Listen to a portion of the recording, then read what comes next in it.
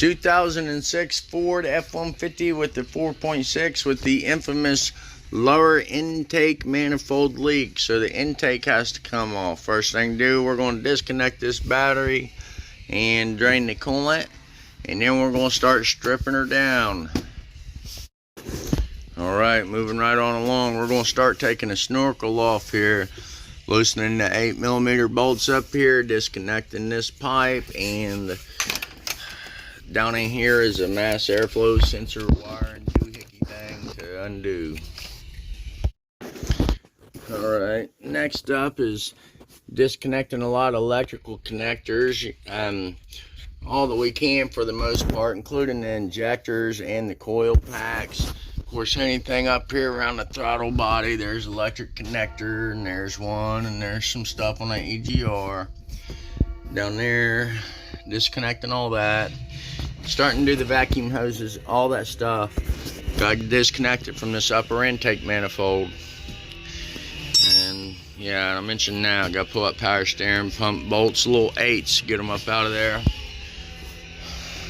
Something I learned on Ford, all these little 8s and stuff, all these little 7mm that go down to the coil pack, all those will get that copper anti-seize on them instead of the silver nickel or whatever it is looking stuff. Alright, so like I was saying, you disconnect everything. All the little vacuum hoses and stuff, all the injectors and coil packs. I removed the coil packs on this side and that side. And then I wet it up real good with some PB Blaster. And I clean all that best I can, because that intake manifold's going to come off. I want the minimal amount of debris entirely possible, none at all, to get down into the engine. So I'm going to clean that all off. Right now I just got it wetted down with PB Blaster. Then I'm going to use little screwdrivers and tiny picks and try to knock it loose. And then I'll go over it with brake clean and the air pressure here. Before I take that intake off.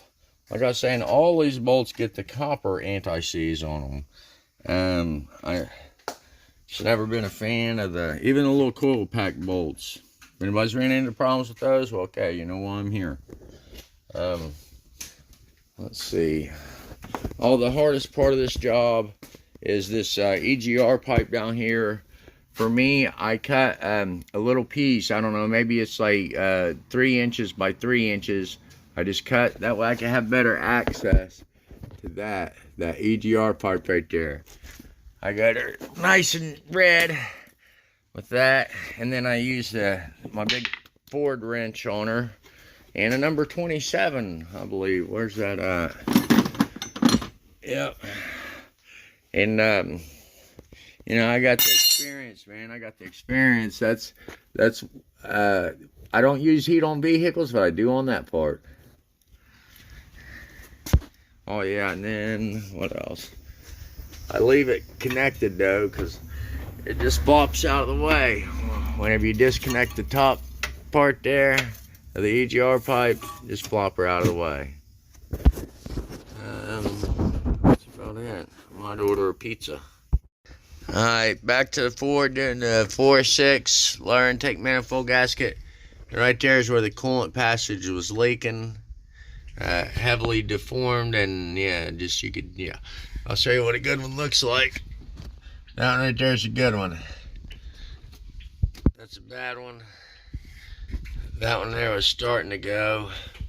That one back there, it also is starting to go. However, camera's here because of the sparkly stuff.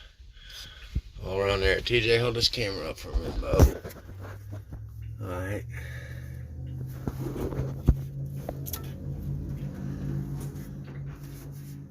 You see that sparkly stuff there, son? Yeah. Try to see it, get good video and stuff on that. It's aluminum shavings. Man, that's a lot.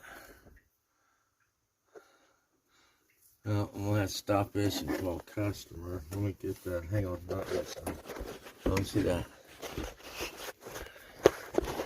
Got a cylinder 1, 2, 3. Cylinder 3. Huh? Wonder what it looks like down in there. I don't know. Worry about it with the bore scope. Let's cook.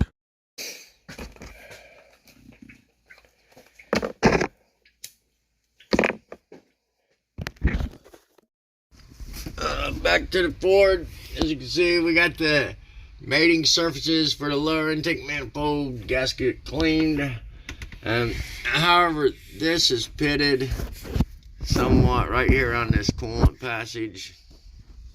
Try to get some good video. She's pitted, and it's not very much around the rest. It's just the one.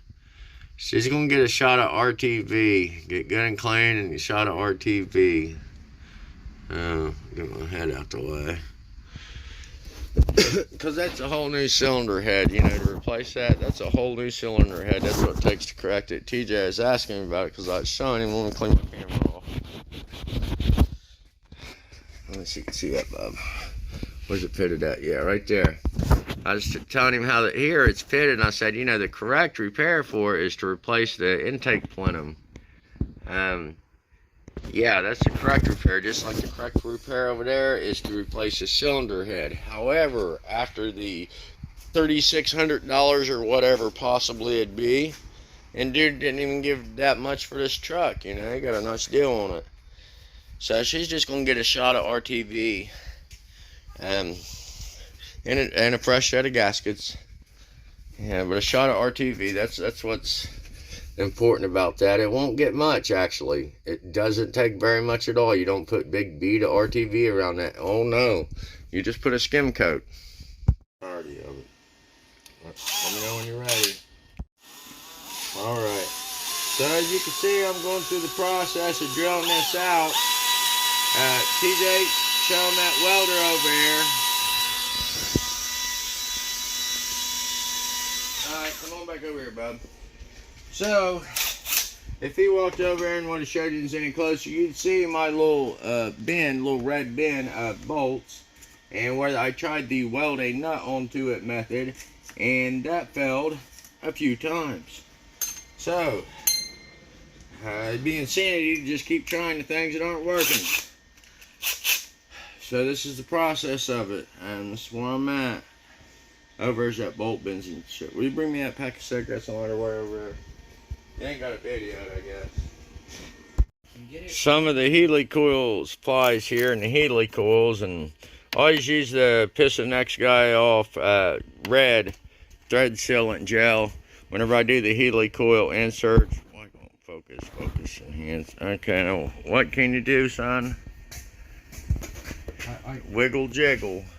Make sure you get the right side up. Like if you need to be, get you one of these tweaky lights, one of these headlights. I got it on here, it just won't click. Okay. Pull it back off there and take another look, approach at it. Pull it off there and make sure you're getting her on there right. Yeah, it's on it. Just not clicking down? Yeah. Like, I'm pretty sure it's going on all the way, it just won't click. That's the things with the Fords. Remember those rubbers I'd pull out of that? I was telling you I'd leave out? Yeah. Sometimes that's it. I'm not saying leave it out of that one. Here, hold this. Hold me up in there. Here, get down. Move. Yeah, right. See what we got.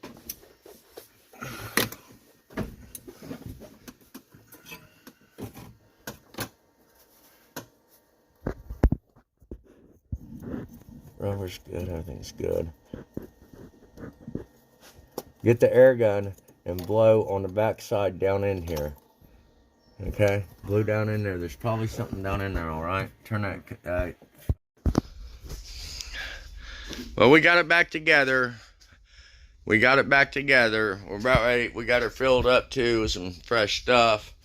So we're going to check it out, see what happens. We got the new coils put in here for dude. And afterwards, he didn't mention it to me, but there's new plugs in the box too. But that was another job entirely separate from this. But well, that's how it started out. But anyway, go ahead, start it, TJ. We're gonna see what happens.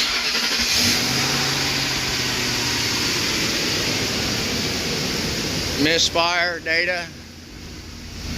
Smooth. Right here on number 1 is where it was hitting consistently. We're all good.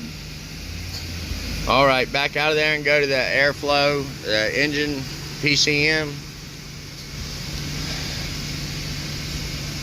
Come on back. It'll be under the control.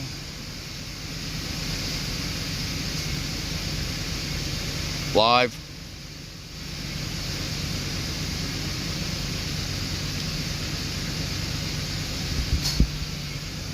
Run it on up, and you'll at first will be L for long term. So you'll find it in L's. It's alphabetical. Come on up to L. Oh, H-I-J-K-L. Okay, right there. Click, click. Go on to S. Click, click. Yep. Okay. We're doing great. We're doing fabulous, man. That is great numbers. Job well done, my man.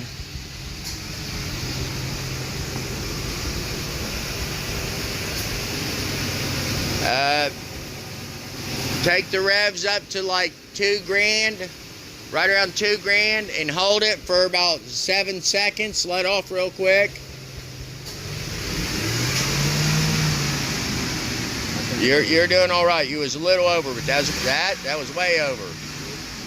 Damn it, he's happy. Come on up a little bit. Come on up a little bit. Up.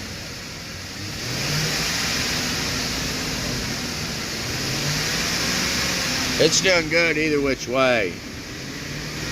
Those numbers are under 5, and that's great. This vehicle's over, I forget how many years old. It's an 06. All right, shut her down.